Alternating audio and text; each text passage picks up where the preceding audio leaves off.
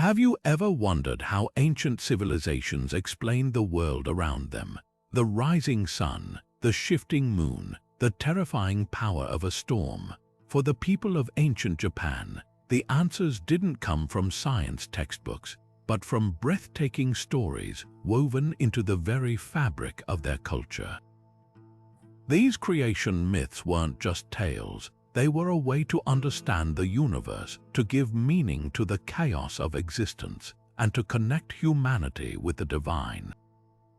At the heart of these legends stand three extraordinary celestial siblings: Amaterasu, the sun goddess whose light gives life to all; Tsukuyomi, the mysterious moon god who rules the night; and Susanoo, the storm god whose fierce energy can both create and destroy. Together, they represent the fundamental forces that shape our world: light, darkness, and chaos. This isn't just a story about gods and goddesses. It's a journey into how human beings have always tried to make sense of life's biggest questions. Why does the sun rise each morning? What lies behind the moon's serene glow? Why do storms unleash such raw, untamable power? The Japanese saw these not as random events, but as the actions of divine beings with very human emotions: love, jealousy, rage, and compassion. Through their myths, they found order in chaos, purpose in mystery, and beauty in the balance of opposing forces. And as we explore their epic tale, you'll begin to see how these ancient narratives still resonate today, reminding us of our own place in a vast, wondrous universe. So settle in and let's travel back to a time when the world was still taking shape, when gods walked the earth and the fate of humanity hung in the balance. This is more than a myth. It's a timeless exploration of harmony and conflict, creation and destruction, and the eternal dance between light and shadow. By the end of our journey, you won't just know the story of Amaterasu, Tsukuyomi, and Susanoo. You'll feel the awe and wonder that has captivated listeners for centuries, and perhaps see the world around you in a whole new light. Before anything we recognize as the world existed, there was only a silent, swirling mass of potential, a primordial soup of chaos the ancient texts called Aim Tsuchai. In this formless void, there was no distinction between light and dark, no separation of sky and earth, no sound, no movement, just an infinite, silent egg of possibility. Then from this profound stillness, the first consciousness stirred. The very first kami, or divine spirit, emerged spontaneously into the cosmos. This was Aim Nominakanashi, the Lord of the Center of Heaven, a deity representing the foundational authority and order that would one day govern the universe. Following this first solitary god, two more primordial deities appeared, Takamagahara and Kamimusubai, whose names evoke the powerful, generative forces of creation and growth. These three solitary deities, known as the Zoka Sanshin, were not gods in a human-like form, but were rather the very essence of divine principles, the concepts of being, becoming, and the sacred energy that binds all life. They were followed by the emergence of 7 generations of gods, each pair becoming more defined, more tangible, slowly building the bridge from abstract principle to a reality that could be shaped. These deities were born from the ether itself, and with each new generation, the universe moved closer to taking a recognizable form. The final and most important pair to emerge from this 7th generation were Izanagi and Izanami, whose names mean the male who invites and the female who invites. Unlike the formless deities that preceded them, Izanagi and Izanami were given both a physical form and a monumental task. The earlier primordial gods charged them with a sacred mission, to descend from the high plane of heaven and give solid shape to the world below, to stir the chaotic ocean of existence into land and life. Standing upon the floating bridge of heaven, Ama no Yukihashi, they dipped the heavenly jeweled spear, Aim no Nuhoko, into the briny waters below. As they lifted the spear, drops of salt water fell from its tip, coagulating and hardening into the very first island, Onogoro. It was upon this newly formed land that they descended, and it was here they would perform a ritual of union that would set the course for the creation of the Japanese archipelago and all the gods that would inhabit it. This moment marks the critical turning point in the myth, where creation moves from a passive, spontaneous emergence of ideas to an active, deliberate act of making, setting the stage for the entire pantheon of gods, including our three celestial siblings, to eventually come into being. Descending onto the newly formed island of Onogoro, Izanagi and Izanami found themselves in a world still raw and unformed. Their first instinct was to build a home, a great pillar they called Aim no Mihashira, the august heavenly pillar, and around it they constructed a grand palace. This pillar would become the central axis of the entire world, the point around which all of creation would revolve. But to truly fulfill their divine purpose and bring forth more land and life, they knew they must unite. They decided to perform a ritual of marriage, a ceremony that would set the pattern for all creation to come. They decided to walk in opposite directions around the heavenly pillar, and when they met again on the other side, they would greet one another as husband and wife. Izanami, the female spirit, circled the pillar to the left while Izanagi, the male, circled to the right.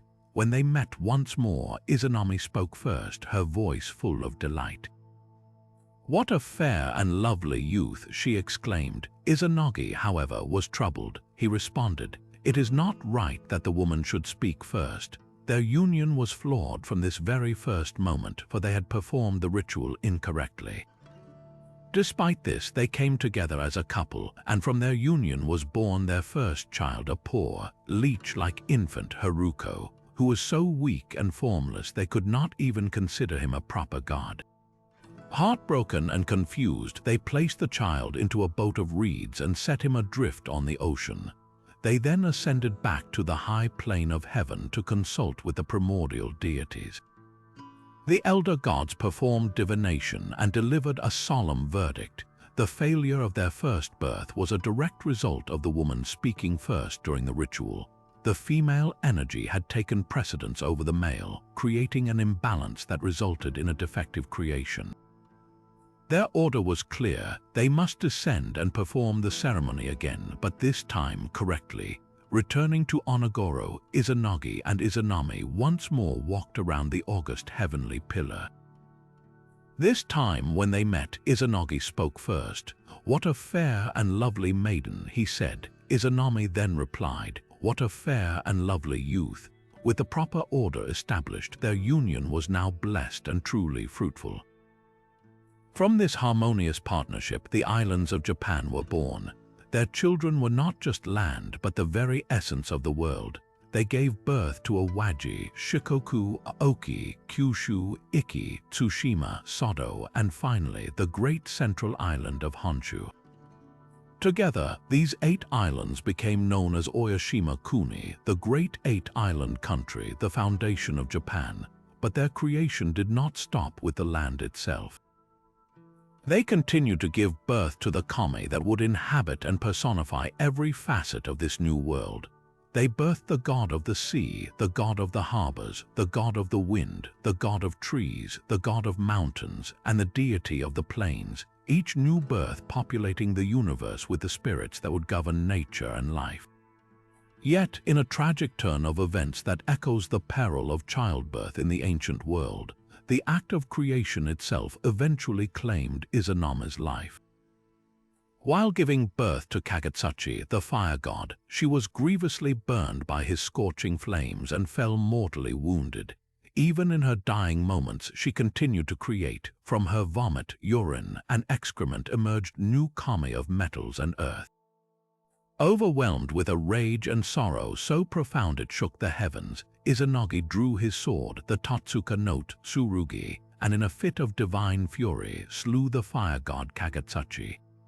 From the blood that dripped from his sword onto the rocks, and from the dismembered pieces of Kagetsuchi's body, 8 more mighty gods of swords and thunder were born, each a testament to Izanagi's overwhelming grief. This act of violence born from love set the stage for a journey that would change everything, a descent into a place from which no kami had ever returned. And so it was that in the act of birthing the very element that would define human civilization, fire, the Creator Mother met her tragic end. As the Kami Kagetsuchi, the fire god, came blazing into the world, his scorching, untamable flames engulfed Izanami. She was burned so terribly, so completely, that her divine form could not withstand the injury. This was not a quiet passing, but an agonizing descent that echoed the very real dangers of childbirth in the ancient world. Yet, even in her final, suffering moments, her creative power did not wane. From her vomit emerged the Kaneyama and Kaneyama, the god and goddess of metals. Her urine gave birth to the water goddess Mizuhame and the young harvest god Wakumusubai, and from her excrement the clay goddess Hanayasubiko emerged. In her dying, she populated the earth with the very materials humanity would need to build, to farm, and to thrive. Izanagi's grief was a tempest that shook the foundations of the heavens. The divine partner with whom he had built the world, the mother of the land and the gods, was gone. His sorrow quickly curdled into a white-hot, righteous rage directed at the source of this calamity, his own newborn son Kagetsuchi. Drawing his mighty sword, the Totsuka note, Tsurugi, the 10-grasped blade, Izanagi swung it down upon the fire god, cutting him into pieces. But the violence of this act did not end creation, it transformed it. The blood that dripped from Izanagi's sword onto the rocks and the scattered fragments of Kagetsuchi's body gave birth to 8 powerful new deities. From the blood-stained sword emerged the thunder gods, each representing a different facet of a storm's fury. From the 8 sections of the fire god's dismembered body sprang 8 mighty mountain gods, each a testament to the raw, unpredictable power of the earth itself. This act, born of unimaginable pain, filled the world with new forces, but it could not fill the void in Izanagi's heart. His love for Izanami was a force as fundamental as creation itself, and he made a decision that no kami had ever dared to contemplate. He would not accept this loss. He would journey to the very land of the dead, a place called Yomi, the underworld. He would find his beloved and bring her back to the world of the living. It was a quest fueled by a love so profound it defied the natural order, a desperate attempt to reclaim what was lost and restore the balance of their sacred union. He set out for the shadowy entrance to Yomi, unaware that some boundaries, even for a god, are never meant to be crossed. Driven by a love that defied the very order of life and death, Izanagi journeyed to the land of Yomi, the shadowy underworld reserved for the deceased. The path was bleak and suffocating, a tunnel of deepening gloom where the very air grew heavy with the silence of eternity. Pushing forward through the oppressive darkness, he finally found her. Izanami was there, her form still recognizable but shrouded in the deep shadows of the underworld. Overjoyed at finding his beloved, Izanagi pleaded with her to return with him, to complete their work and restore their partnership. Izanami's voice echoed from the shadows, a whisper tinged with both sorrow and warning. She told him he had come too late. She had already eaten the food of Yomi, binding her spirit to this realm. But, moved by his determination and their ancient love, she agreed to plead with the gods of the underworld for her release. She made him swear a terrible oath he must not look upon her while she negotiated. Izanagi agreed, his heart filled with hope, and he waited in the stifling silence. But time in the land of the dead has no meaning, and what felt like an eternity passed with no word. Patience, even for a god, has its limits. Consumed by fear and a desperate need to see her, Izanagi broke the single tooth of the comb from his hair and lit it, using its feeble flame as a torch. The small light flared in the absolute darkness, and what it revealed was not his beautiful, creative partner, but a vision of absolute horror. Izanami's body was in a state of advanced decay, a crawling mass of putrefaction. Maggots swarmed over her form, and 8 thunder gods, the very deities born from his slain son, were coiled and roaring upon her rotting flesh. The sight was so shocking, so utterly abhorrent, that Izanagi's love instantly transformed into pure, unadulterated terror. He dropped the makeshift torch and fled, his only thought to escape this nightmare. But his act had awakened Izanami from her deathly slumber, and with it a fury more terrifying than any storm. Her shame at being seen in such a state curdled into vengeful rage. She screamed, and from the darkness the hags of Yomi were summoned to pursue him. Izanagi ran for his life, and as the hags closed in, he threw down his headdress, which transformed into a bunch of grapes that they stopped to devour. But still, Izanami herself gave chase, her wrath giving her speed. Nearing the exit to the land of the living, Izanagi saw a peach tree growing at the steep slope that divided Yomi from the world. He ripped 3 peaches from its branches and hurled them at his pursuers. The fruit held such potent life force that it drove back the demons of the underworld, allowing him to finally burst out into the open air. In a final, definitive act, he took a massive boulder and sealed the entrance to Yomi, forever blocking the passage between the living and the dead. From the other side of the stone, Izanami's voice rang out, filled with a bitterness that would echo through the ages.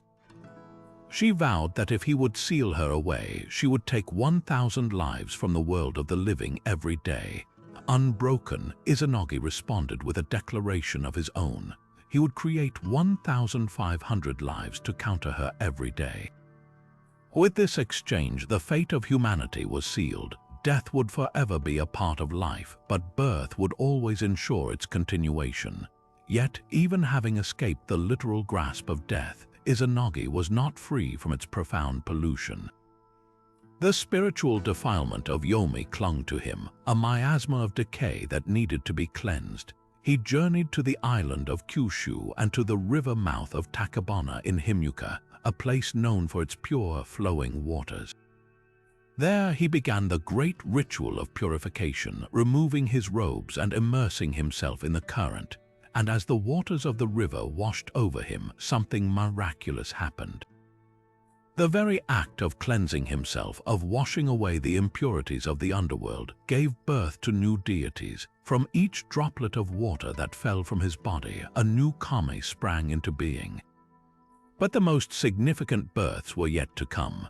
As he washed his left eye, the pure water gave form to the sun goddess Amaterasu Omikami.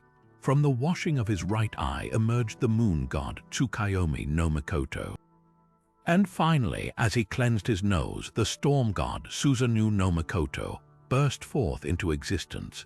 Overjoyed at the birth of these 3 radiant and powerful children, Izanagi saw in them the future rulers of the cosmos and immediately bestowed upon them their divine domain. Standing at the river's edge, the weight of the underworld still clinging to his spirit, Izanagi knew that mere escape was not enough. He had to be cleansed to purify himself of the profound spiritual corruption that was the price of his journey to Yomi. He chose a place of powerful, flowing water, the river mouth of Takamagahara on the island of Kyushu, and began a ritual known as misogi, a practice of purification that would become a cornerstone of Shinto belief for millennia to come. As he immersed himself in the current, something extraordinary began to happen. The act of washing away the defilement of death was not just a cleansing, it was an act of profound creation. The very droplets of water that fell from his body, now purified and energized, gave birth to new deities. But the most magnificent creations were reserved for the cleansing of his own face, the very seat of his senses and his connection to the world. When he washed his left eye, the pure waters of the river did more than just clean. They coalesced, gathering light and energy to form a radiant, awe-inspiring goddess. From this single act emerged Amaterasu Omikami, the great divinity illuminating heaven. Her birth was like the first dawn after a long night, filling the world with a warm, brilliant, and life-giving light. She was not merely a personification of the sun. She was its divine essence, order, fertility, warmth, and the unwavering principle that sustains all life. Her very presence was a promise of consistency and benevolence. Next, as the water rinsed his right eye, a different yet equally powerful energy took form. This was Tsukuyomi no Mikoto, the moon god. his nature was more enigmatic, a cool, contemplative light born from the same waters but embodying the mysteries of the night. Where his sister was vibrant and life-affirming, Tsukuyomi represented reflection, the passage of time, and the serene beauty that governs the world in the sun's absence. He was the balance to her brilliance, the necessary shadow that gives the light its meaning. Finally, as Izanagi cleansed his nose, the ritual reached its explosive conclusion. The energy that burst forth was not calm or radiant, but raw, untamed, and ferociously powerful. This was Susanoo no Mikoto, the storm god, born from the breath and the impulse. His very essence was the violent exhalation of a tempest, wild, unpredictable, and brimming with a chaotic energy that could both nourish the land with rain and tear it apart with hurricane force. He was the necessary chaos to their order, the volatile force of change and passion. Overwhelmed with paternal pride and divine insight, Izanagi immediately recognized the immense power and potential within these three children. He saw in them the perfect rulers for the cosmos he and Izanami had worked to create. Without hesitation, he bestowed upon them their celestial domains. To Amaterasu, his firstborn and most radiant child, he gave the Takamagahara, the high plane of heaven, and entrusted her with his sacred necklace, the Magatama, making her the ruler of the heavens. To Tsukuyomi, he granted dominion over the night sky to rule alongside his sister as her counterpart in the celestial dance, and to Susanoo, he gave the vast oceans and the winds, a realm suited to his tempestuous nature. In this single defining moment, the divine trinity that would govern the universe was established, setting a new celestial order that would shape the destiny of gods and humanity alike. Of the three siblings, Amaterasu emerged not only as the firstborn but as the most radiant and revered. Izanagi's gift to her was the most profound: sovereignty over Takamagahara, the high plane of heaven, and the celestial title of sun goddess. Her name itself, Amaterasu Omikami, means the great divinity illuminating heaven, and she embodied this role completely. She was not merely a ball of fire in the sky, she was the very spirit of light itself, warm, nurturing, and utterly essential. Her divine light did not just illuminate the world, it bestowed life upon it, encouraging crops to grow, seasons to turn, and order to prevail over chaos. She became the ultimate symbol of benevolence, stability, and cosmic harmony. Her palace, situated along the heavenly river, the Amenagawa, which we know as the Milky Way, was a place of immense beauty and profound importance. It was from here that she wove the fabric of the universe, quite literally, on her divine loom, creating the robes of the gods and, by extension, the ordered patterns of existence. Her connection to agriculture cannot be overstated. For an ancient society that lived by the rhythm of the seasons and the success of the harvest, Amaterasu was the divine guarantee of life. The sun's consistent journey across the sky was seen as a manifestation of her unwavering commitment to her duties and her compassion for the people below. This made her the central figure in the Shinto pantheon, the kami to whom all others looked for guidance and from whom all blessings ultimately flowed. But her significance extends far beyond the celestial and into the very heart of Japanese cultural identity. According to the ancient chronicles, the Kojiki and the Nihon Shoki, it was Amaterasu's own grandson, Ninigi no Mikoto, who descended from the heavens to the Japanese islands, bringing with him the three sacred treasures that symbolized her divine authority: the mirror, Yota no Kagami, the jewel, Yasakani no Magatama, and the sword, Kusanagi no Tsurugi. These items were not mere symbols, they were the embodiment of her spirit and her right to rule.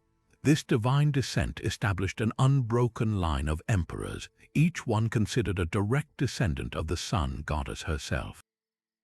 This bestowed upon the imperial institution a sacred legitimacy that has persisted for centuries, making Amaterasu the divine ancestor of the Japanese imperial line and, by extension, the mythological progenitor of the Japanese people. This intertwining of myth and monarchy created a powerful national narrative where the ruler was both a political leader and a high priest, mediating between the human world and the divine. Her primary shrine, the Grand Shrine of Eyes or Eyes Jingu, is one of the most sacred sites in Japan, ritually rebuilt every 20 years in a tradition that stretches back over a millennium, a continuous act of reverence that maintains the vital connection between the people, their emperor, and the radiant goddess who watches over them all. While his sister Amaterasu commanded the heavens with radiant certainty, Tsukuyomi ruled over a very different realm, the domain of night, of the moon, and of all the mysteries that unfold in the quiet hours. His name, Tsukuyomi no Mikoto, is often interpreted to mean moon-reading god, suggesting a deity associated with the lunar calendar, the passage of time, and the quiet act of observation. Unlike the life-giving warmth of the sun or the violent passion of the storm, the moon's light is cool, reflective, and detached. This is the essence of Tsukuyomi's nature. He is the most enigmatic of the three siblings, a figure often defined by his silence and his absence from the forefront of the myths. His power is not one of active creation or destruction, but of steady, celestial governance, providing the necessary counterbalance to his sister's brilliant day.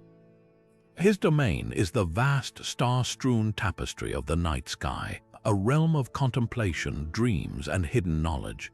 In the ancient agricultural society that gave birth to these myths, the moon was not merely a beautiful object, it was a crucial timekeeping device. The lunar calendar dictated the planting and harvesting of crops, the scheduling of festivals, and the rhythms of daily life. In this way, Tsukuyomi's role was deeply practical, his silent journey across the night sky providing the measure by which human society organized itself.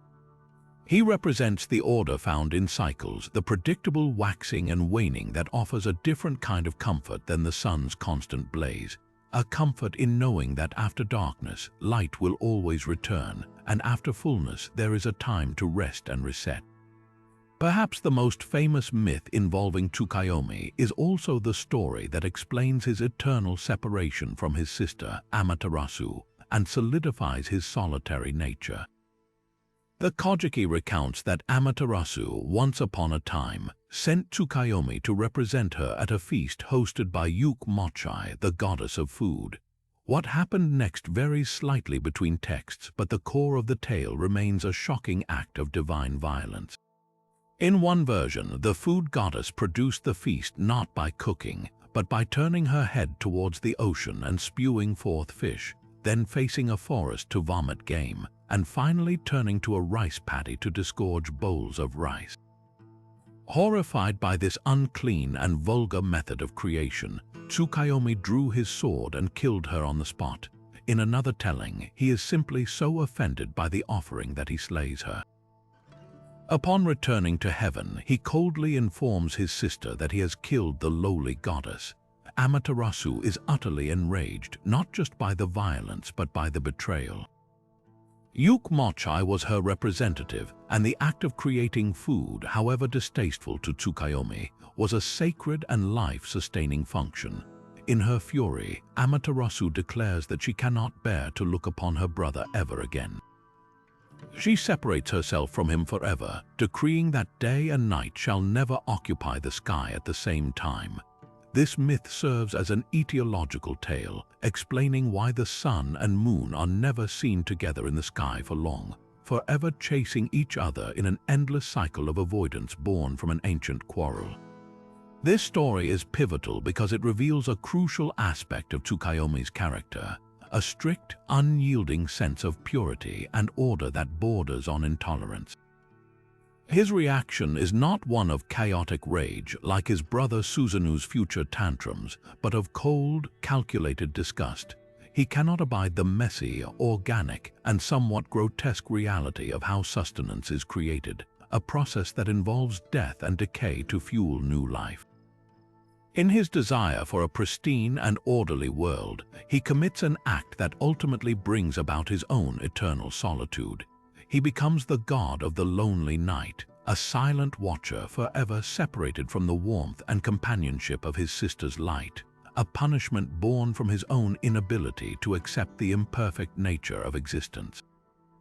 Beyond this primary myth, Tsukuyomi largely recedes into the background of the great celestial dramas, his passive nature making him a less frequent protagonist than his siblings. Yet his presence is always felt. He is the quiet balance, the reminder that not all power is loud or obvious.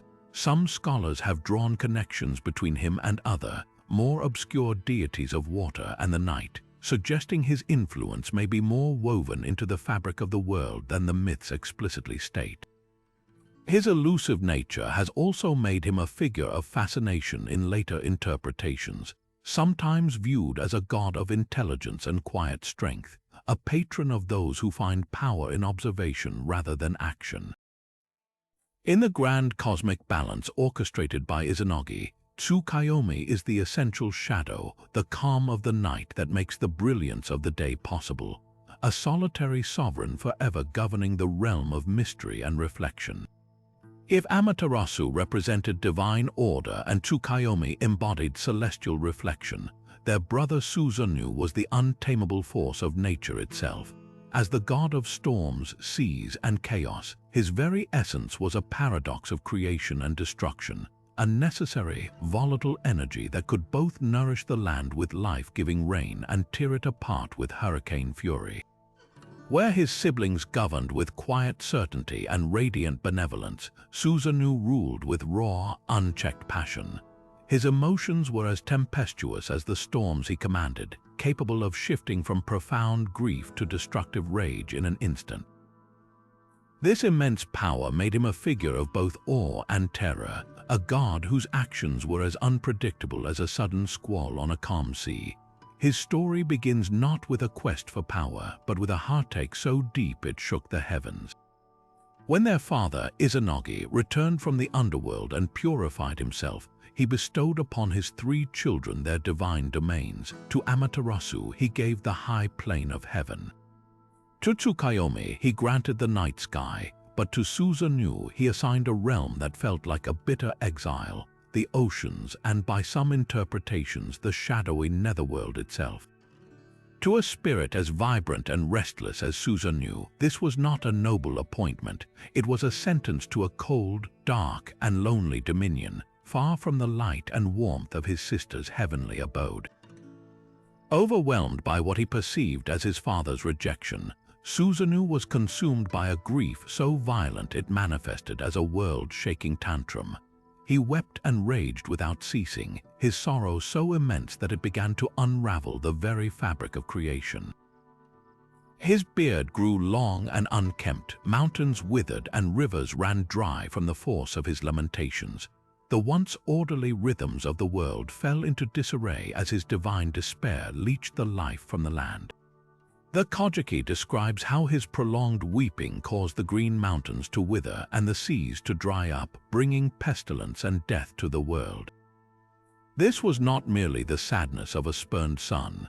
It was the chaotic energy of a storm god internalized, turned inward, and unleashed upon the entire cosmos as a passive, aggressive act of defiance. He was ordered to rule the seas, and in his inaction and sorrow, he was ensuring there would be no seas left to rule. Witnessing the catastrophic results of his son's grief, Izanagi could no longer stand by.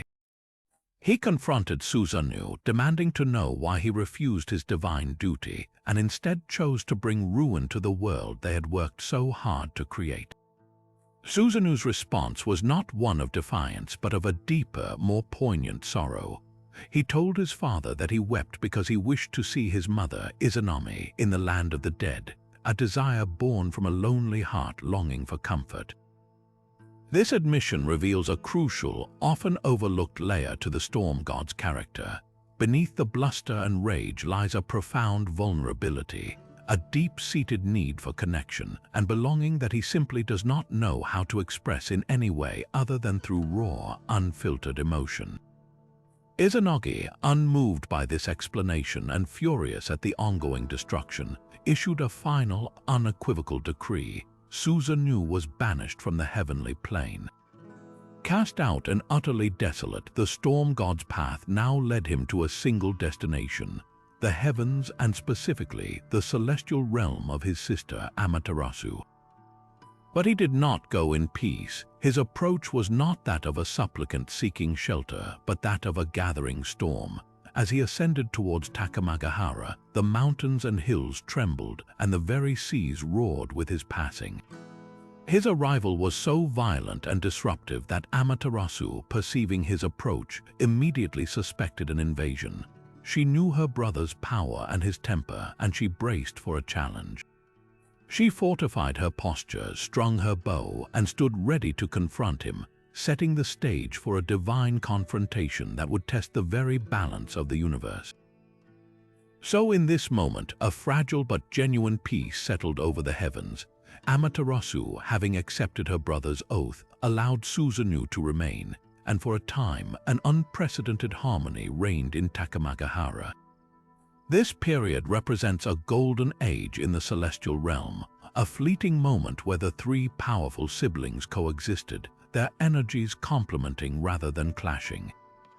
Amaterasu presided over all with her brilliant and unwavering light, her wisdom the guiding principle of the cosmos. From her heavenly abode along the banks of the Amanagawa, the Milky Way, she wove the very fabric of existence on her divine loom. Each thread she placed was a law of nature, a pattern of fate, a promise of order. Her light nurtured not only the gods but also the fledgling world below, encouraging the first green shoots of life to push through the soil and the seasons to turn in their proper, predictable order. She was the heart of this divine balance, a benevolent sovereign whose very presence was a guarantee of stability. Alongside her, though forever separated by their ancient quarrel, Tsukuyomi maintained his watch over the realm of night. His was a silent, meticulous governance. As the sun goddess's light faded each evening, his cool, silvery glow would take its place, illuminating the world with a softer, more contemplative light. He measured the passage of time with the precise, predictable phases of the moon, providing the rhythm by which all life could set its internal clock.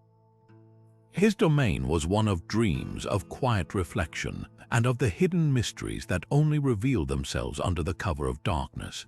While he and Amaterasu never shared the sky, their realms existed in a perfect cyclical dance, a push and pull of light and shadow that defined the fundamental rhythm of day and night, activity and rest. His order was the counterpoint to her brilliance, the necessary pause in the celestial music, and within this delicate balance was Susanoo, the wild card. Granted temporary residence in the heavens, his stormy nature seemed, for a while, to be tempered by his sister's influence and his own sworn oath. His presence added a different kind of energy to the divine court. Where Amaterasu and Tsukuyomi represented consistency and reflection, Susanoo was the potential for dynamic change, the creative spark that arises from passion and impulse. He did not yet rule the seas he was destined for. Instead, he remained a part of the heavenly community. This temporary arrangement created a unique and powerful trinity of rule: the unwavering light of the sun, the quiet order of the moon, and the latent creative power of the storm, all existing in a state of equilibrium. It was a testament to Amaterasu's power and benevolence that she could, even briefly, contain and integrate her brother's chaotic energy into the harmony of her realm. This period proved that even the most opposing forces could coexist, that chaos did not have to mean destruction. It could be a source of vitality and unexpected growth, so long as it was held within a framework of respect and order. But this celestial harmony could not last. The peace was a fragile truce, a calm before the storm, and Susanoo's inherently chaotic nature soon reasserted itself with terrifying force. Perhaps he grew bored with the tranquil order of the heavens. Perhaps the deep-seated grief and rage he felt over his banishment finally boiled over. Or perhaps it was simply his destiny as a force of nature to disrupt and challenge the status quo. Whatever the reason, the storm god's patience shattered, and he began a rampage through Takamagahara so destructive it threatened to unravel creation itself.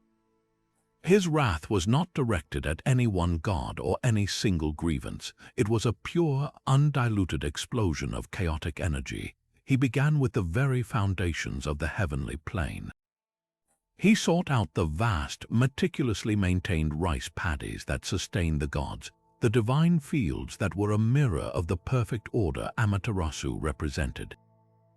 With colossal, careless strength, he tore down the intricate system of dikes and irrigation canals, allowing the precious water to flood out and drain away, leaving the fertile soil to crack and dry under the sun. He didn't stop there. In an act of wanton defilement, he took his own excrement and smeared it across the sacred halls where the first fruits of the harvest were offered to the gods, a gesture of such profound disrespect it was meant to shock and disgust. His destruction then turned outward. He unleashed his tempestuous power upon the landscape itself. He charged through the heavenly forests, uprooting ancient, sacred trees with the casual fury of a typhoon, leaving a scarred wasteland of splintered wood and torn earth in his wake. The heavenly gardens, places of immense beauty and serenity, were trampled into mud. No corner of the celestial realm was safe from his fury. The climax of his blasphemous spree came when he broke into the sacred weaving hall where Amaterasu's attendants were peacefully creating the divine garments for the gods.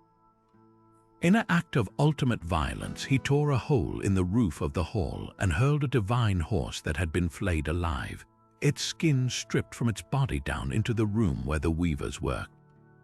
The result was pandemonium of the most horrific kind. The divine maidens, terrified by the sudden violent intrusion and the ghastly, bleeding carcass crashing into their midst, scrambled to escape.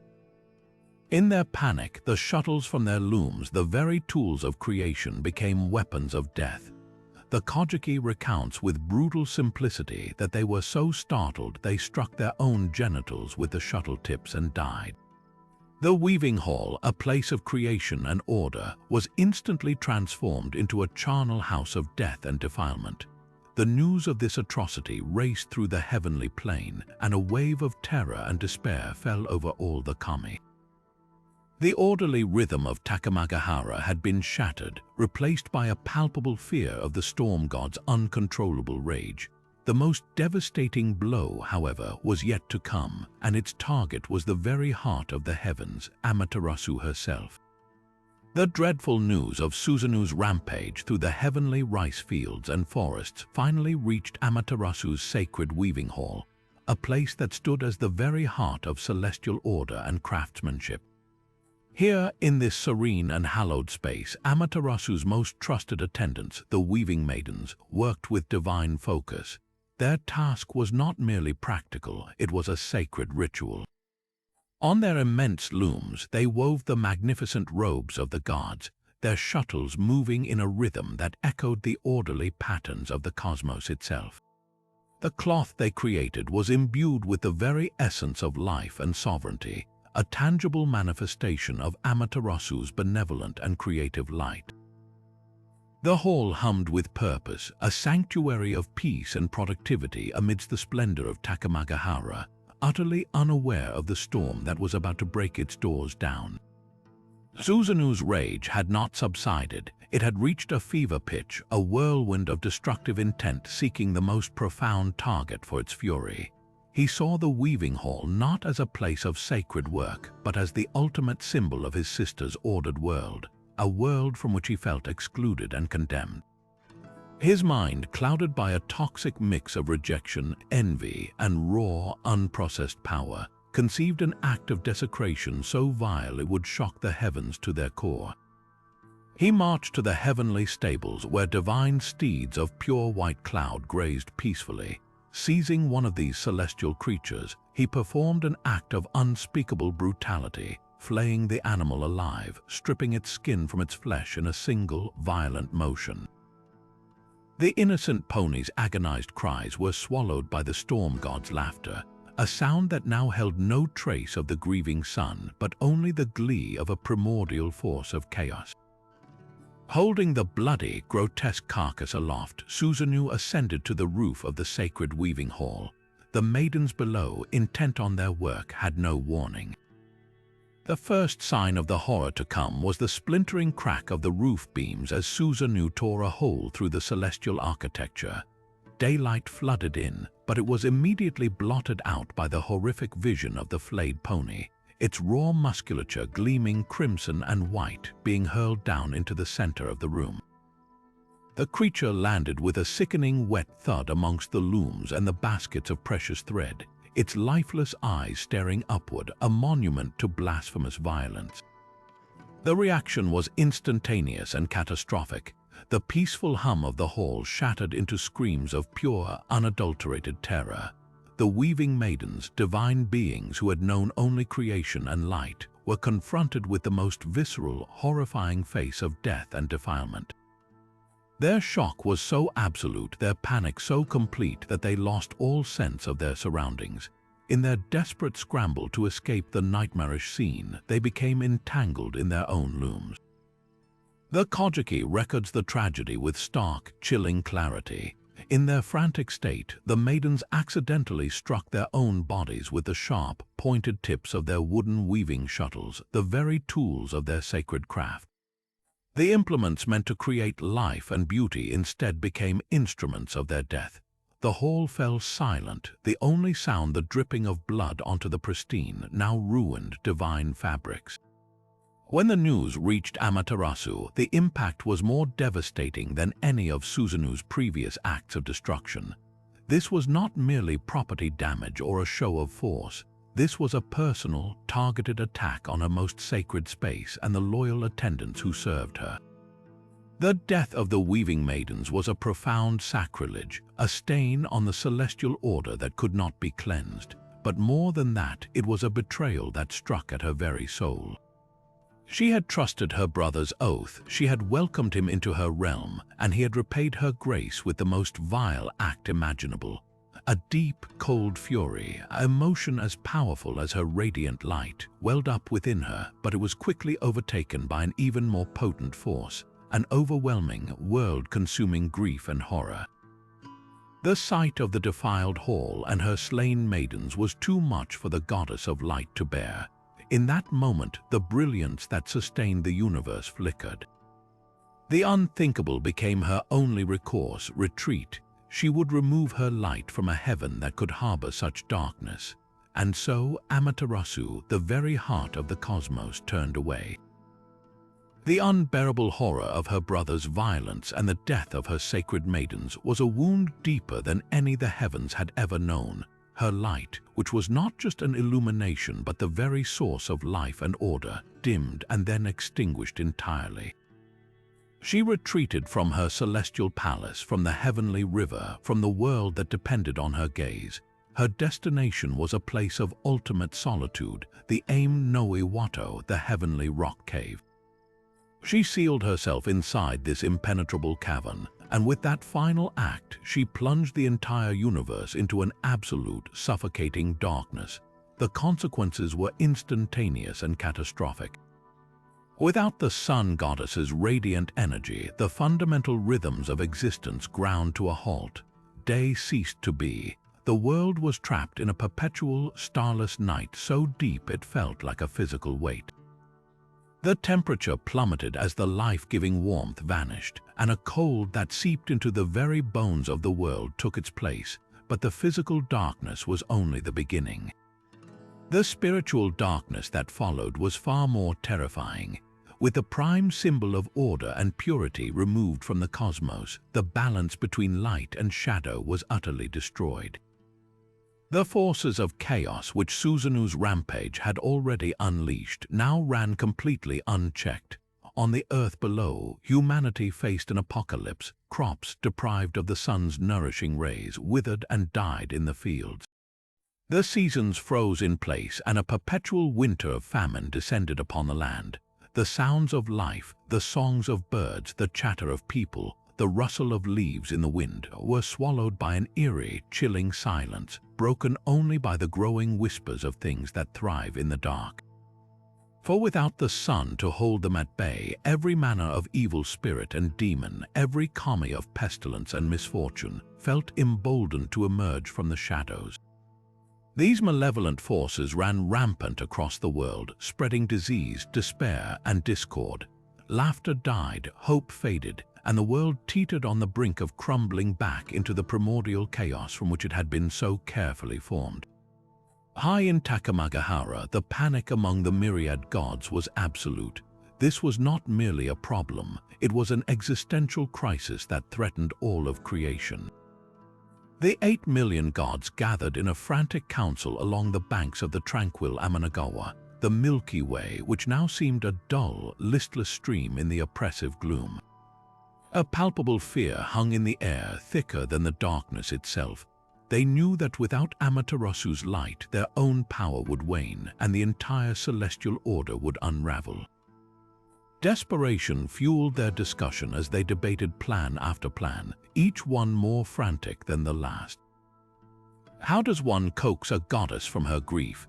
How does one convince the very essence of light to return to a world that had shown her its worst?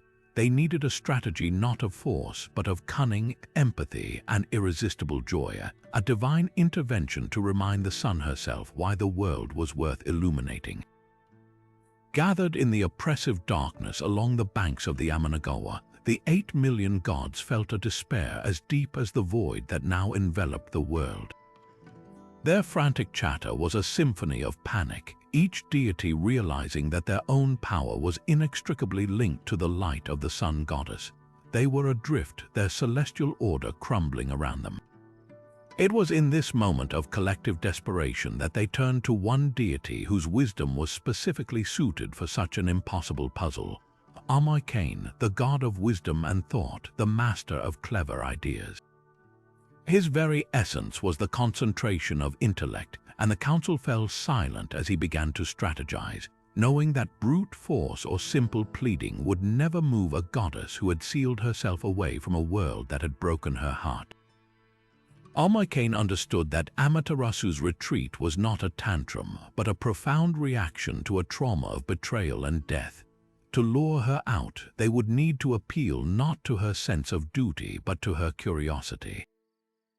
They needed to create a spectacle so intriguing, so utterly baffling, that her desire to understand it would overcome her grief. The plan he devised was a masterpiece of divine psychology, a multifaceted performance designed to play on her every instinct. Every element had a purpose, every actor a role, and the centerpiece would be a display of such uninhibited joy that it would create a stark contrast to the darkness within her cave. The first step was to gather the sacred objects that represented her own divine power and presence. They commissioned the master smith, Aim no Tajikarao, to forge a magnificent mirror, one of unparalleled size and brilliance. This was no ordinary mirror. It was the Yota no Kagami, the 8-span mirror, designed to capture and reflect light with a perfection never before seen. Its purpose was twofold: to serve as a symbolic representation of Amaterasu's own radiant spirit, and to act as a beacon, a focal point for her to gaze upon when she emerged. Alongside it, they strung together the sacred curved beads, the Yasakani no Magatama, into a magnificent necklace. These jewels, shimmering with their own inner light, were a testament to the beauty and order she embodied. Next, they needed to signal the beginning of a new day, to perform the very function that had been absent from the world. For this, they chose a rooster whose crow was the natural herald of the dawn. They placed the bird in a sacred sakaki tree that they had uprooted and decorated with the mirror, the jewels, and shimmering strips of cloth called shide, transforming it into a divine offering pole, a goshentai that pulsed with concentrated spiritual energy. The stage was now set, but the most crucial, most audacious part of the plan involved a performance of calculated chaos. They needed a deity to perform a dance so wild, so hilarious, and so utterly captivating that the sound of merriment would seep through the stone of the cave. For this, they selected Aim no Izanami, the goddess of the dawn, and more importantly, the goddess of revelry and laughter. Aim no Izanami understood her role perfectly. She prepared herself not with solemnity but with theatrical flair. She gathered leaves and vines to fashion a headdress, bound together bundles of bamboo grass to hold in her hands, and then, in an act of brilliant, calculated impropriety, she overturned a tub before the cave's entrance and began to dance. But this was not a graceful, celestial performance. It was a stomping, pounding, frenzied riot of movement. She beat her feet upon the upturned tub like a drum, shaking the very earth. As her dance grew more and more ecstatic, she began to shed her clothing, her movements becoming uninhibited and wildly provocative. The gathered gods, who moments before had been paralyzed by fear, could not help themselves. As they watched Izum's hilarious and audacious display, a wave of genuine, booming laughter erupted from them, a sound of pure, unfiltered joy that echoed through the silent heavens. The rooster crowed on cue, and the mirror and jewels caught what little light existed, gleaming with a promise of something extraordinary happening just outside her door. Inside her self-imposed prison, Amaterasu heard the commotion, the pounding feet, the uproarious laughter, the crowing of the dawn bird, and a flicker of confused curiosity stirred within a profound darkness. Inside the silent, suffocating darkness of the heavenly rock cave, Amaterasu heard it. At first, it was just a faint, rhythmic pounding, a vibration that hummed through the stone. Then came another sound, one that had been absent from the universe since her retreat: laughter. Not just polite chuckles, but great, booming peals of uproarious, uninhibited joy. It was a sound so foreign and so magnetic in the profound gloom that it pierced the veil of her despair. What could possibly be so hilarious in a world she had abandoned to eternal night? Unable to resist the pull of her own divine curiosity, she inched toward the massive stone she had used to seal the entrance and created the tiniest of cracks, just enough to peer out and see the source of this bewildering celebration. What she saw was a spectacle unlike any ever witnessed in the solemn halls of Takamagahara. There, before her cave, the goddess Aim no Uzum was in the midst of a performance of calculated, brilliant madness. She had overturned a wooden tub and was stomping upon it with all her might, her feet beating a primal, captivating rhythm that shook the very foundations of heaven. But the dance was only the beginning. Uzum, the goddess of the dawn and revelry, had adorned herself with a headdress of leaves and vines and held bundles of swaying bamboo grass. As her dance intensified, whirling with a frenetic, ecstatic energy, she began to shed her clothing, her movements becoming wildly provocative and utterly hilarious. She was channeling the raw, untamed spirit of celebration itself, a force of pure life that stood in direct defiance of the death and darkness that had prompted Amaterasu's retreat. The gathered gods, who had been moments from total despair, were now completely enthralled. They leaned on one another, tears of mirth streaming down their faces, their bellies shaking with the force of their laughter. They were not just amused, they were liberated. Uzum's dance was a ritual of catharsis, breaking the paralyzing spell of fear and reminding them all of the joy that was their birthright. The carefully placed mirror and jewels caught the collective energy of this merriment, gleaming with an otherworldly light, and the sacred rooster crowed triumphantly, proclaiming a dawn that had not yet arrived. The entire scene was a masterful illusion, a pageant of such vibrant, irresistible life that it created its own light, its own reason for being, and it worked perfectly. As Amaterasu peered through the crack, her own magnificent light, however faint, streamed out into the darkness. It was just a sliver, a single sunbeam, but it was enough to illuminate the glorious, laughing assembly and the dazzling mirror that had been placed directly in her line of sight. This entire spectacle was orchestrated around two sacred objects, crafted with immense care and imbued with profound meaning: the Yota no Kagami, the 8-span mirror, and the Yasukuni no Magatama, the string of curved jewels. The mirror was no ordinary reflective surface. It was forged by the master smith deity Aim no Tajikarau to be of unparalleled size and brilliance, its polished surface designed to capture and hold light with a perfection never before seen. The Magatama jewels, carefully strung together, were more than mere decoration. These comma-shaped beads of jade and other precious stones were ancient symbols of the human spirit and the vitality of life itself, each one shimmering with an inner, captured glow. As Aim no Uzum's riotous dance reached its peak and the laughter of the gods echoed through the heavens, the deity Aim no Koyan, a skilled ritualist, stepped forward. He held the Yata no Kagami aloft with the utmost reverence, positioning it directly in the tiny crack of light emanating from Amaterasu's cave. This was the masterstroke of the plan. The mirror was not just a tool, it was a brilliant psychological ploy. When Amaterasu peeked out, drawn by the irresistible noise, she would not see the desperate, frightened faces of her fellow kami. Instead, she will be greeted by a stunning, radiant, and utterly unfamiliar goddess of light. The mirror was reflecting her own magnificent image back at her, but in her state of grief and isolation, she did not recognize herself. She saw this dazzling, powerful, and luminous deity standing proudly before her cave, and a profound curiosity overwhelmed her. Who was this radiant being, so full of brilliance and seemingly untouched by the recent darkness? Why was she here? This moment of confusion and awe was the critical window the gods needed. As Amaterasu hesitated, captivated by the vision of her own reflected glory, the mighty Tajikarau, whose name means strong-armed man, seized his opportunity. With a surge of divine strength, he grasped the massive stone sealing the cave and wrenched it completely aside, flooding the world with the full, unobstructed force of Amaterasu's light.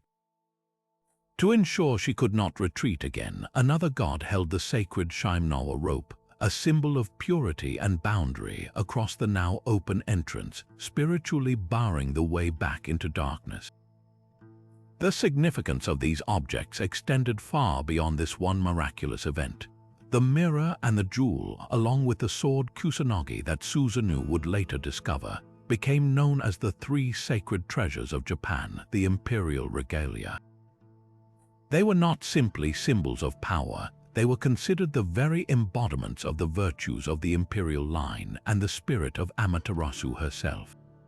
The mirror, specifically, represented wisdom and truth, the ability to see things as they truly are.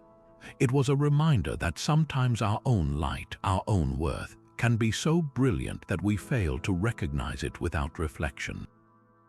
The jewel, or magatama, came to symbolize benevolence and compassion, the connecting thread of empathy that binds a ruler to the people. Together, these items were presented by Amaterasu to her grandson Ninigi no Mikoto when he descended to rule the earth, establishing an unbroken spiritual and political lineage.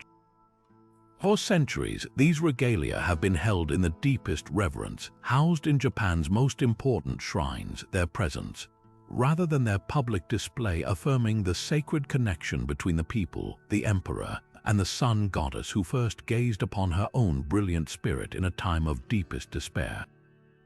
A sliver of brilliant light pierced the eternal night as Amaterasu, her divine curiosity finally overpowering her profound grief, shifted the massive stone door of the cave just enough to peer outside. The spectacle that met her eye was utterly bewildering. There, before her sealed refuge, was a gathering of gods not weeping in despair, but roaring with uncontrollable laughter, their faces alight with a joy she had not felt in an age. At the center of it all was the goddess Aim no Uzum, dancing with a wild, ecstatic energy upon an upturned tub, her movements so uninhibited and hilarious that they seemed to create their own vibrant frequency of life. But it was the vision directly in front of her that truly captivated the sun goddess's attention. There, held aloft by the ritualist Aim no Koyan, was a being of such dazzling, radiant brilliance that it momentarily stole her breath. This luminous goddess seemed to pulse with a warm, powerful light, her form shimmering with a serene and majestic authority that Amaterasu found both unfamiliar and deeply compelling. In her isolated state of mourning, she did not recognize her own magnificent reflection in the Yata no Kagami, the 8-span mirror. Instead, she saw a powerful new divinity, a rival sun whose very presence seemed to explain the god's inexplicable celebration. A confusing mix of emotions washed over her: shock, intrigue, and a sudden, piercing sense of her own irrelevance.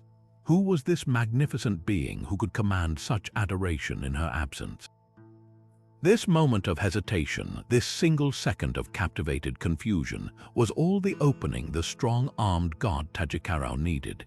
As Amaterasu leaned forward, mesmerized by the glorious apparition in the mirror, Takamagahara surged forward with his immense divine strength. His hands, capable of shaping the very pillars of heaven, grasped the edge of the massive stone door. In one fluid, powerful motion, he wrenched it completely open, tearing it from its seating and flooding the world with the full, unobstructed, life-giving radiance of the true sun goddess. The effect was instantaneous and miraculous. The suffocating, starless blackness that had choked the universe was vaporized in an instant, replaced by a warm, golden light that touched every corner of creation. The evil spirits and demons that had run rampant shrieked and scattered, fleeing back into the shadows from which they had emerged. On the earth below, the perpetual frost that had gripped the land began to thaw, and the withered crops seemed to sigh and stir with the first promise of life returning. To ensure the sun could never again be sealed away, another deity swiftly stretched the sacred Shimnawa rope across the now open entrance to the Aim no Iwato. This rope, a symbol of purity and a boundary against impurity, served as a spiritual barrier, forever preventing the cave from being used as a retreat again. Amaterasu, blinking in the sudden openness, looked out upon the gathered assembly of gods. Their faces, once masks of terror, were now filled with relief, awe, and overwhelming joy directed not at the mirror but at her. The laughter she had heard was not for a new goddess, but was a genuine eruption of happiness at her imminent return, a ritual of celebration designed solely to beckon her back. In that moment, the misunderstanding cleared. The radiant being in the mirror was her own spirit, her own essential light reflected back to her, a powerful reminder of her own power and the irreplaceable role she played in the balance of the cosmos. The world, which had been holding its breath in the cold and dark, exhaled, and life began anew. With the celestial plains once again bathed in the warm, life-giving light of the sun, a collective sigh of relief washed over the 8 million gods. The immediate crisis had been averted, but the profound breach of divine law could not go unaddressed. Order had been restored, but justice had not yet been served. The source of the cataclysm, Susanoo, now stood before the assembled deities, the weight of his actions finally settling upon him. The violent rampage, the defilement of the sacred rice fields, and most grievously, the death of the weaving maidens, these were crimes that struck at the very heart of the cosmic order Amaterasu embodied. A solemn council was convened, not in anger, but with the grave purpose of restoring balance and ensuring such a threat to all creation could never happen again. The judgment of the gods was severe and deliberate. They understood that Susanoo's chaotic power was an intrinsic part of the universe, a force that could not be utterly destroyed without creating a new imbalance. His role as a storm god capable of bringing both nourishing rain and destructive winds was still necessary for the world below. Therefore, their sentence was not annihilation but purification and exile. They decreed that he must be cleansed of the spiritual pollution his actions had incurred, a ritual purification that would strip him of the privileges and status of a heavenly deity. In a powerful and symbolic act, they performed a great chastisement. They cut off his magnificent beard, a sign of his divine maturity and authority, and they pulled out his fingernails and toenails. To a modern audience, this punishment might sound bizarrely specific, but in the context of ancient Japanese belief, it was deeply significant. The cutting of the beard was a public act of humiliation, a stripping away of his honor and his identity as a respected member of the celestial court. His beard symbolized his power and his place among the elder gods. Its removal marked him as an outcast. The extraction of his nails was equally symbolic. Nails were associated with impurity in Shinto thought, as they could trap dirt and corruption. By pulling them out, the gods were performing a drastic form of spiritual cleansing, forcibly removing the physical manifestations of the defilement he had brought upon himself and Takamagahara.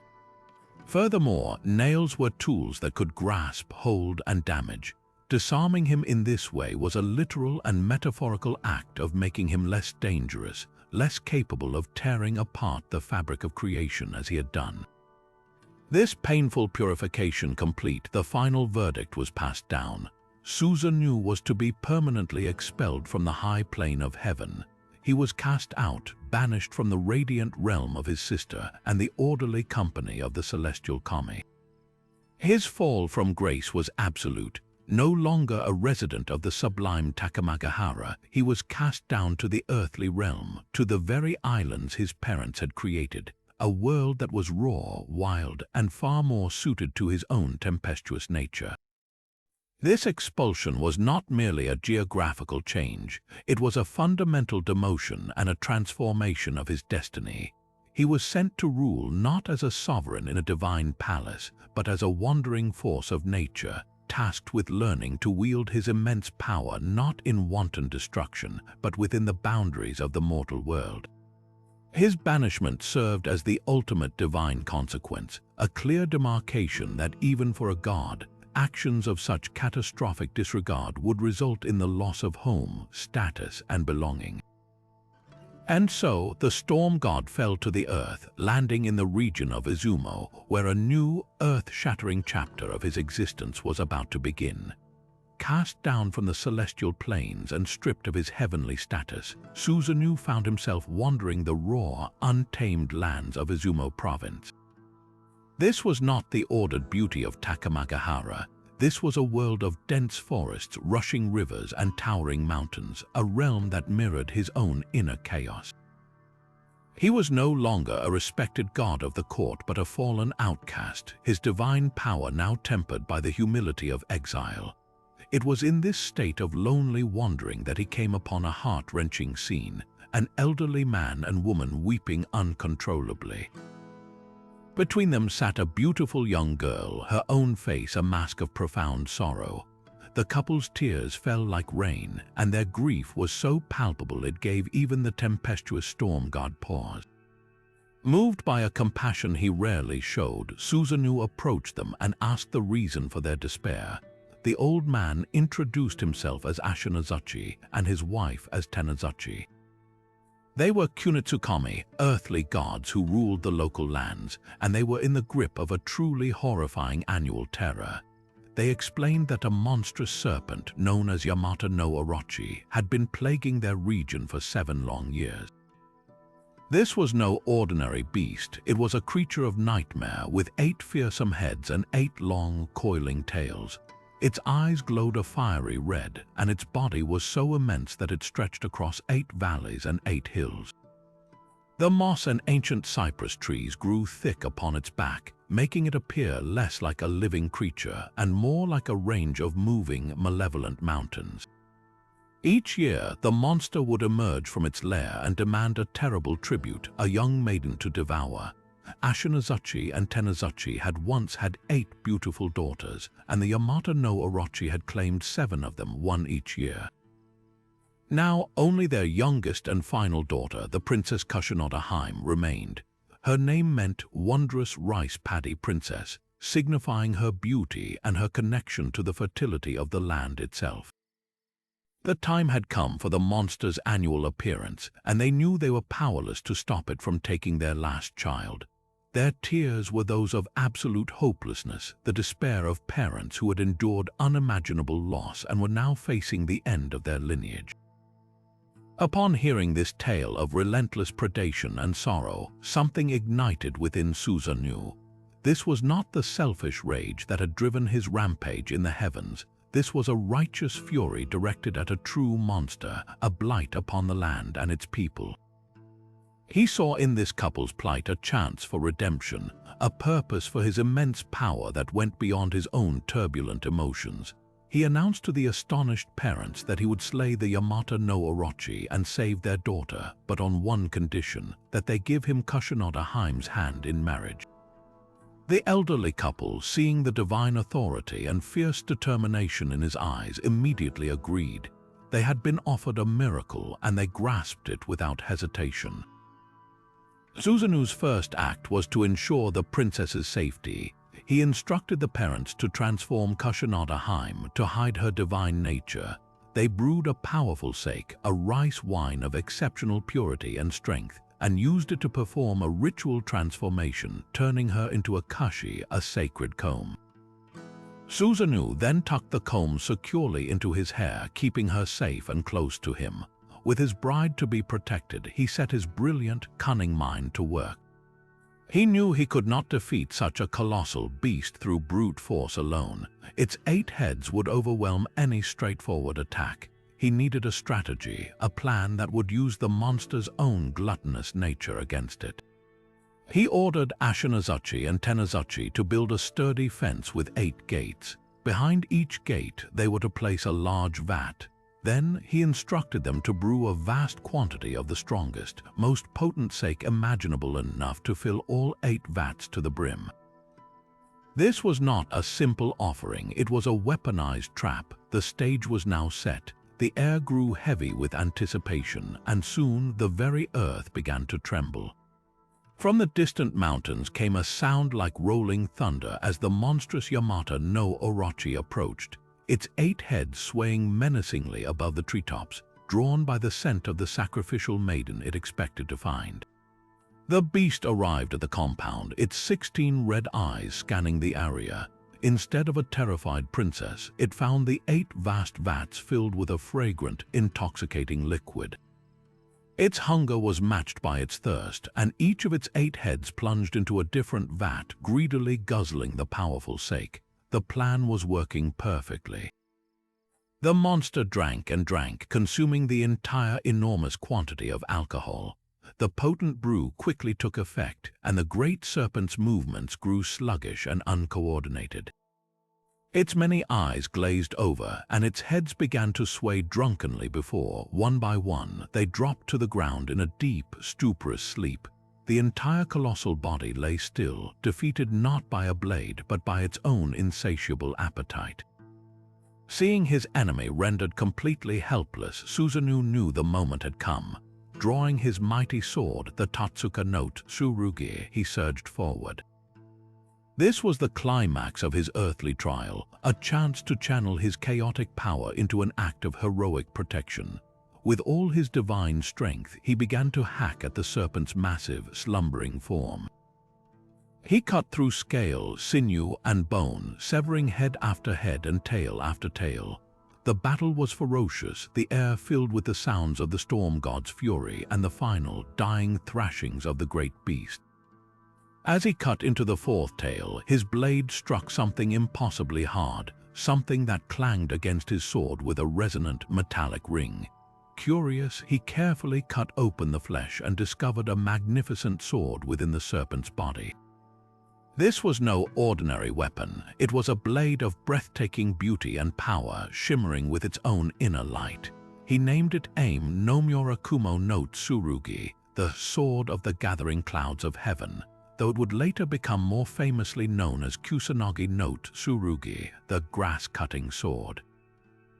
This legendary weapon, discovered within the body of his greatest adversary, would become one of the 3 imperial regalia of Japan, a symbol of valor and a testament to Susanoo's transformation from a destructive force in the heavens to a heroic slayer of monsters on earth. With a great beast Yamata no Orochi finally subdued by its own drunken stupor, Susanoo's moment of vengeance and heroism had arrived. Drawing his trusted sword, the Tatsuka no Tsurugi, he channeled all his divine fury, a rage once directed at the heavens, now focused with righteous purpose into the task of dismembering the monstrous serpent. The air crackled with energy as he moved with a storm's ferocity, his blade a whirlwind of lethal precision. He severed one massive, scaled head after another, each strike a thunderclap of finality. He hacked through the 8 coiling tails, each as thick as an ancient tree trunk, reducing the creature that had terrorized the land to a lifeless heap of flesh and scale. It was as he was cleaving through the fourth tail that his blade met unexpected resistance.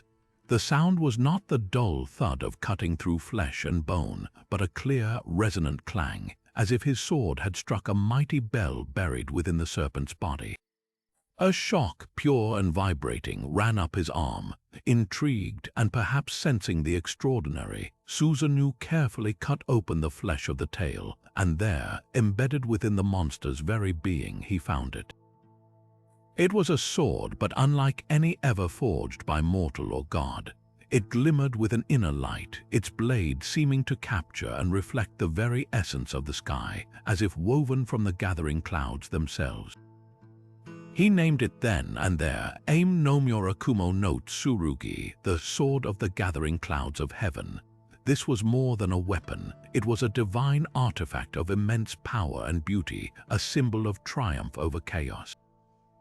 Its discovery within the body of his greatest adversary felt like a cosmic transaction. The chaos of the storm god had conquered a greater chaos, and the universe had rewarded him with a tool of unparalleled order and strength. This legendary blade, which would later earn the name Kusanagi no Tsurugi, the grass-cutting sword, from a heroic feat performed by the Prince Yamato Takeru, was destined to become one of the 3 sacred treasures of Japan. But in that moment, for Susanoo, it represented something far more personal: redemption. Holding the magnificent sword, a profound shift occurred within the storm god. The act of protecting the vulnerable, of using his power for a righteous cause, had humbled him. The sword was not a trophy to be wielded in further defiance. It was a key to atonement. He thought of his sister, Amaterasu, whom he had so grievously wronged. He thought of the darkness he had caused and the light she had returned to the world despite his actions. In a gesture of profound humility and a desire for reconciliation, Susanoo decided to offer this ultimate prize, the fruit of his heroic labor, to her. He would present the sword of the gathering clouds of heaven to Amaterasu as a token of apology, a symbol of his renewed respect for her divine order, and a pledge of his own transformed nature. Journeying back to the heavenly plains from which he had been banished, Susanoo approached not as a conquering hero, but as a penitent brother. The presentation of the sword to Amaterasu was a pivotal moment of cosmic reconciliation. By accepting this sacred blade, Amaterasu was not merely acquiring a powerful relic. She was symbolically accepting her brother's changed heart and reintegrating his chaotic but essential energy back into the balanced framework of the universe. The sword came to represent the virtue of valor, the courage to confront darkness, a perfect complement to the mirror's wisdom and the jewel's benevolence. Together, these 3 sacred treasures would form the enduring symbols of imperial authority and divine mandate, a timeless reminder that even from the deepest conflict, reconciliation and balance can be forged. Presenting the Kusanagi sword to Amaterasu was far more than a simple peace offering. It was a profound act of contrition that fundamentally reshaped Susanoo's destiny and his role in the cosmic order. By willingly giving up the ultimate symbol of his earthly triumph, he acknowledged her supreme authority and the damage his chaotic nature had caused. This gesture did not earn him a return to Takamagahara. His banishment was permanent, but it did reforge the connection between the siblings, transforming their relationship from one of bitter conflict to one of respectful, albeit distant, coexistence. Amaterasu's acceptance of the sword signaled her forgiveness and, more importantly, her recognition that his chaotic energy, when properly channeled, was a vital and necessary force in the world. With this celestial reconciliation complete, Susanoo turned his full attention to the earthly realm, to the lands of Izumo, where his heroic deed had earned him a new beginning and a profound purpose. His first act was to build a grand palace for his new bride, Kushinada Haim, the wondrous rice paddy princess he had vowed to protect. He chose a site in the region of Suga, and with the vigor of a god now dedicated to creation rather than destruction, erected a magnificent structure that would serve as their home and his seat of power. So moved was he by this new chapter of peace and stability that, as he gazed out from the completed palace, he composed what many consider to be the first Japanese poem, an ancient form of verse called a tanka. He sang, "Many clouds rise up, cloud upon cloud, to form a fence, for the husband and wife to retire within. Oh, that fence of clouds!" This spontaneous burst of poetry is deeply significant. It reveals a Susanoo who is no longer a being of pure, unthinking impulse, but a deity capable of reflection, beauty, and deep emotion. The tempestuous storm god had found a calm center, a home, and a love that anchored his wild spirit. From this peaceful base, Susanoo fully embraced his role as a kunitsukami, an earthly deity and a benevolent ruler for the people of Izumo. He shed his identity as a celestial troublemaker and became a god deeply invested in the human world.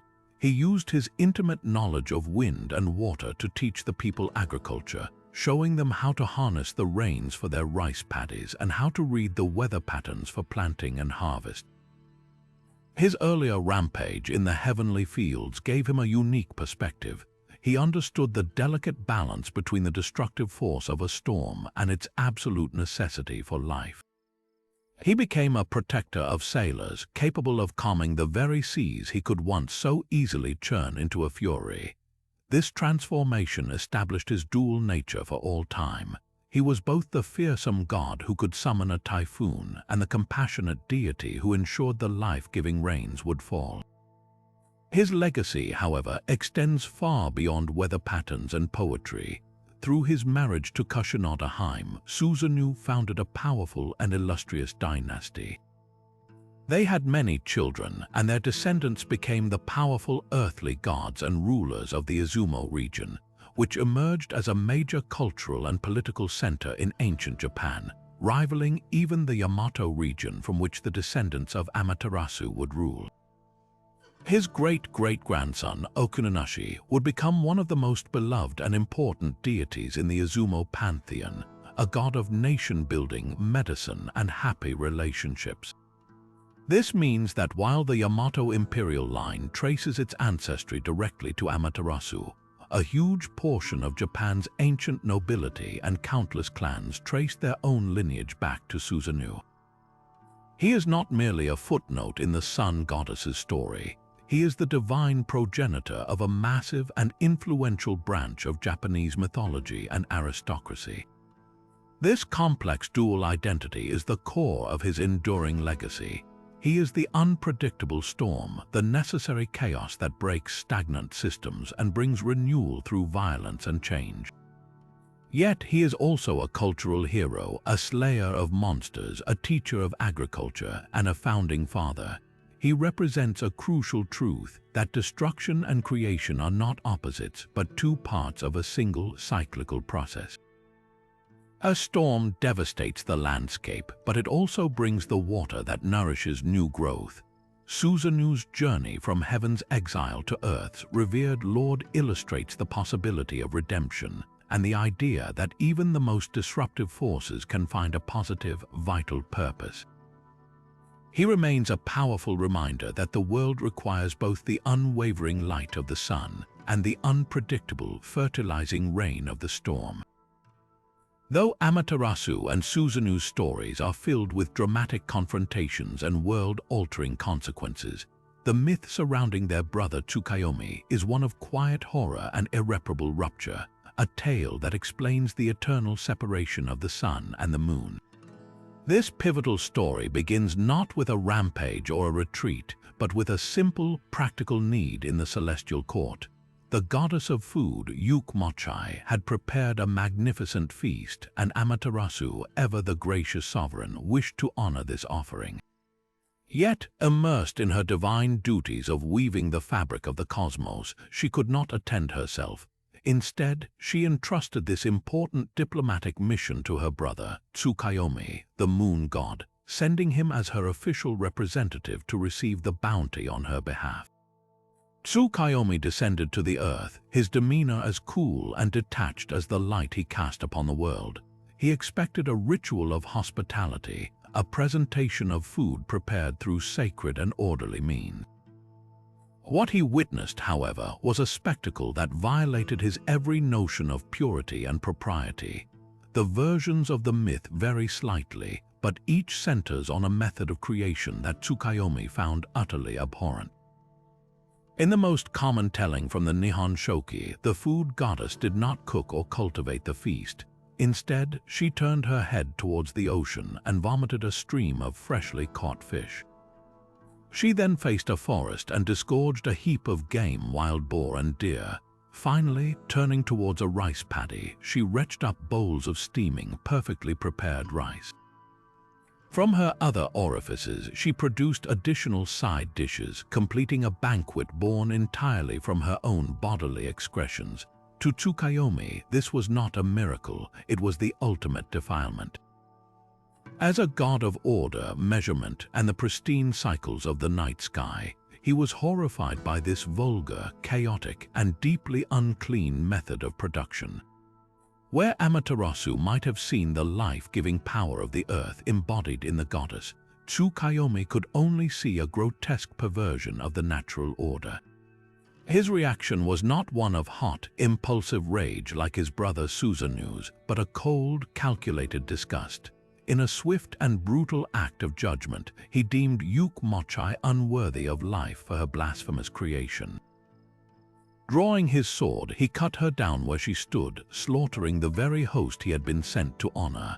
Having carried out what he believed was a necessary act of purification, Tsukuyomi returned to the high plane of heaven. He presented the food he had collected to his sister, but when she asked after the well-being of Mochai, he replied with cold indifference, informing her that he had killed the lowly goddess for her uncleanliness.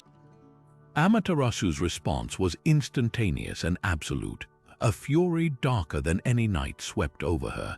This was not merely anger at the violence, it was a profound sense of betrayal and a horror at the profound misunderstanding of life itself. Mochai's methods, however shocking to Tsukuyomi, were an expression of the organic, often messy, reality of creation and sustenance, a cycle that involves death and decay to fuel new life. By destroying the food goddess, Tsukuyomi had not upheld purity. He had violated the sacredness of the very nourishment that sustains the gods and the world. In her righteous wrath, Amaterasu looked upon her brother and delivered a decree that would resonate for all eternity. She declared that he was an evil god and that she could not bear to look upon his face ever again. She separated herself from him completely, ensuring that the sun and the moon would never again share the sky simultaneously. This eternal divorce created the fundamental rhythm of day and night, with the sun and moon forever chasing each other in an endless cycle of avoidance. This myth serves as a powerful etiological tale, explaining the celestial body's motion, but on a deeper level, it reveals the tragic consequence of an inability to accept the imperfect, organic, and sometimes unsettling processes that underlie existence itself. Tsukuyomi's rigid adherence to a cold ideal of purity cost him the warmth of his sister's light, condemning him to eternal solitude as the lonely sovereign of the night. Amaterasu's fury was not a fleeting storm of emotion, but a cold, decisive judgment that would reshape the cosmos forever. The news of Tsukuyomi's act, the cold-blooded murder of the food goddess Mochai, struck her not just as a crime, but as a fundamental betrayal of the very principles she embodied. Where Tsukuyomi saw only defilement and disorder in Mochai's methods, Amaterasu saw the sacred, life-sustaining cycle of creation in all its messy, organic necessity. Food itself is a process that involves transformation and sometimes death to give life. Her brother's rigid, intolerant purity was a perversion of its own, a sterile worldview that could not comprehend the beautiful, complex, and sometimes unsettling reality of existence that she, as the sun, nurtured into being. Her declaration was absolute and carried the full weight of her divine authority. She looked upon Tsukuyomi, the brother she had once trusted to represent her, and pronounced a sentence of eternal exile from her presence. "You are an evil god," she declared, "and I cannot bear to look upon your face again." This was not merely a personal rejection, it was a celestial edict. With those words, she severed their divine relationship and physically divided their realms, decreeing that the sun and the moon would forever be separated, never to occupy the same space in the sky at the same time. This profound rift created the fundamental rhythm of day and night as we know it, a perpetual cycle of chasing and avoidance where one celestial body must always retreat as the other advances. This myth serves as a powerful explanation for a natural phenomenon observed by every human who has ever looked up at the sky, but its meaning runs far deeper than mere astronomy. The eternal separation of the sun and moon is a poignant symbol of a broken relationship, a divine schism born from a failure of empathy and understanding. It represents the irreparable damage caused when cold judgment is valued over compassionate acceptance, when a strict adherence to an ideal trumps the messy, vital reality of life itself. Tsukuyomi's solitary dominion over the night sky is his eternal punishment, a reign of quiet reflection that is also a sentence of profound loneliness, forever separated from the warmth and companionship of his sister's radiant light. This celestial divorce also cemented the distinct natures of their domains. Amaterasu's day became the time for action, growth, and community, the visible world in all its vibrant glory. Tsukuyomi's night became the realm of introspection, secrets, and the hidden self, a time for the inner world to emerge. They became complementary opposites, their balance necessary for the world to function, yet their relationship forever marked by an unbridgeable distance.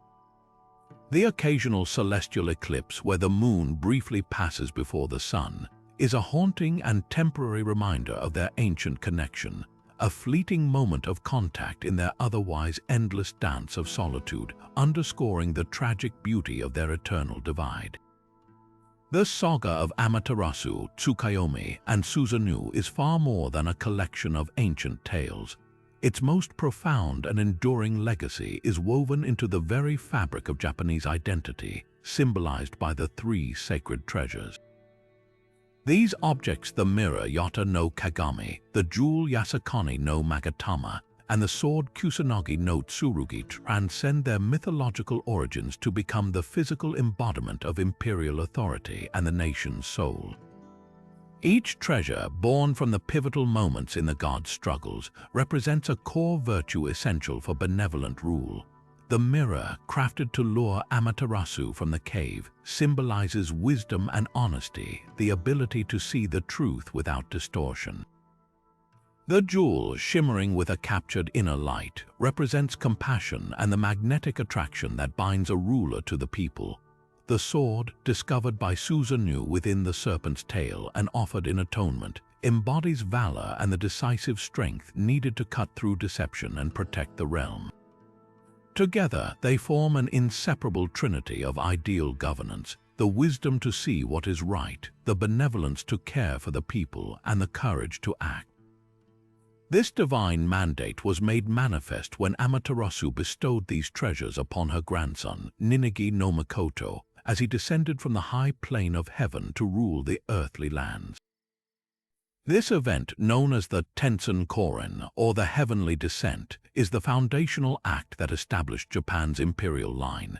It created an unbroken spiritual and political lineage, making each successive emperor a direct descendant of the sun goddess herself, a living god or Arahitagami who served as the chief priest of Shinto and the mediator between the celestial realm and the human world.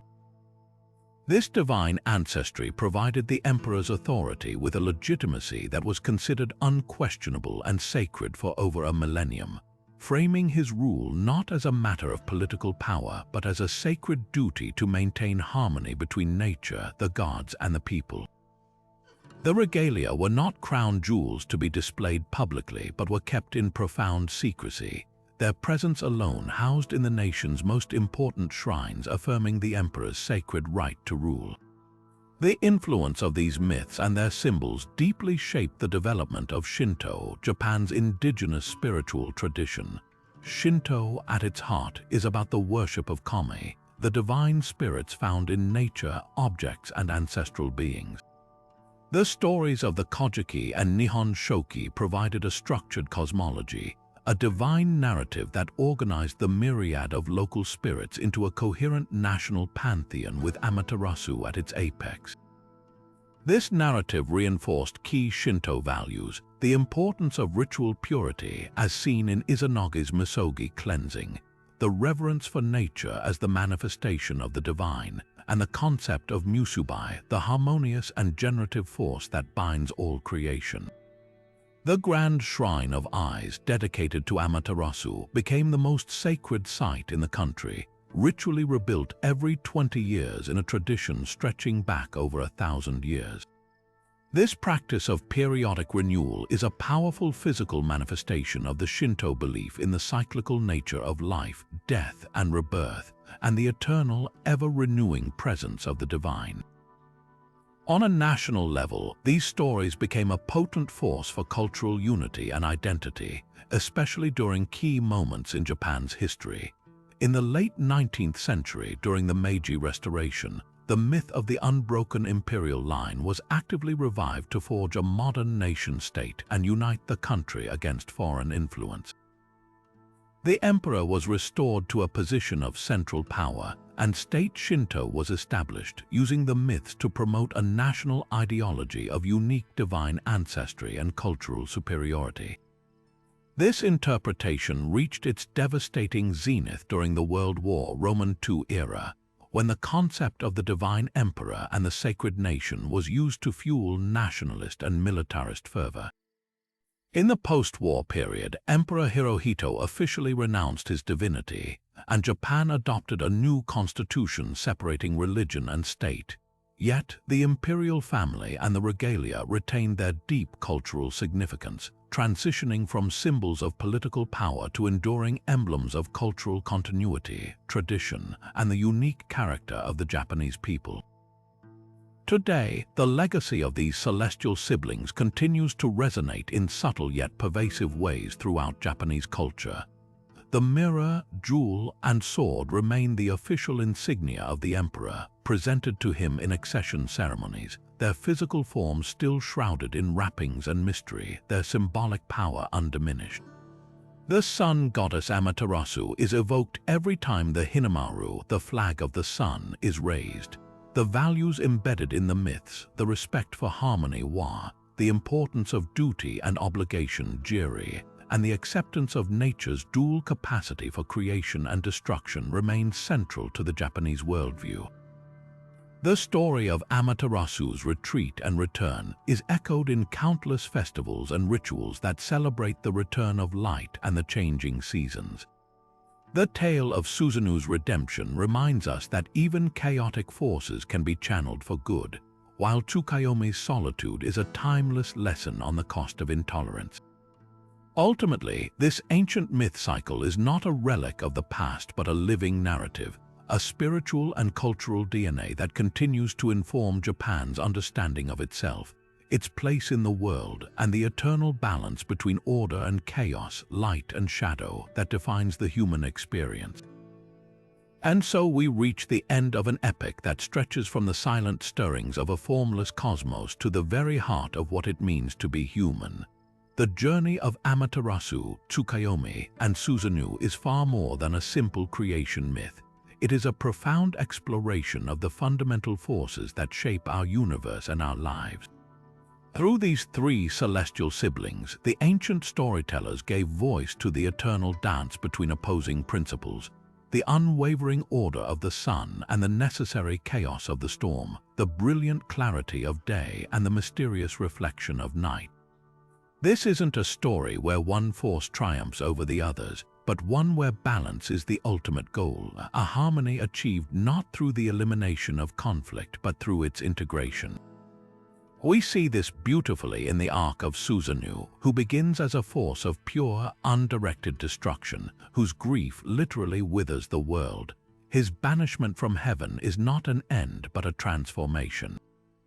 Forced to channel his tempestuous energy in the mortal realm, he finds his true purpose not in tearing down the established order, but but in protecting it from a greater chaos, slaying the monstrous Yamata no Orochi.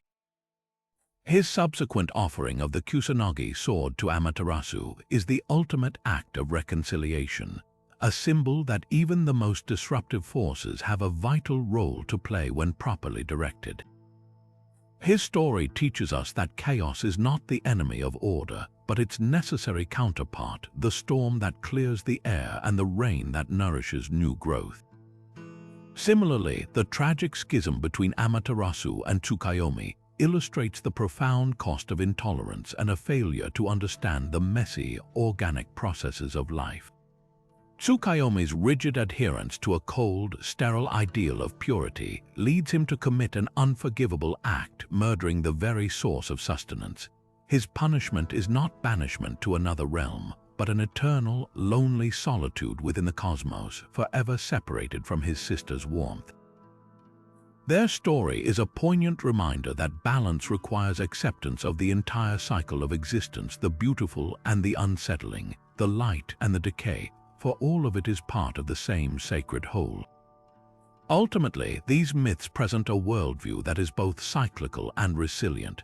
Creation is born from chaos, light emerges from darkness, and even death gives way to new life. The world is not a static, perfect place, but a dynamic, living system that requires the constant interplay of all these elements. The sun must set for the moon to rise. The calm must be broken by the storm to bring life-giving rain. This ancient wisdom, born on the islands of Japan, offers a timeless lesson. That wholeness is found not by choosing a side, but by embracing the entire spectrum of existence. These stories have captivated listeners for over a millennium because they speak to something universal within us. We all contain a piece of Amaterasu's desire for order and purpose, a fragment of Tsukuyomi's contemplative solitude, and a spark of Susanoo's untamed passion. Their epic is a mirror held up to our own souls, reflecting our constant struggle to balance our own inner light and shadow. Now we'd love to hear your thoughts. Which of the three celestial siblings do you find the most compelling or relatable?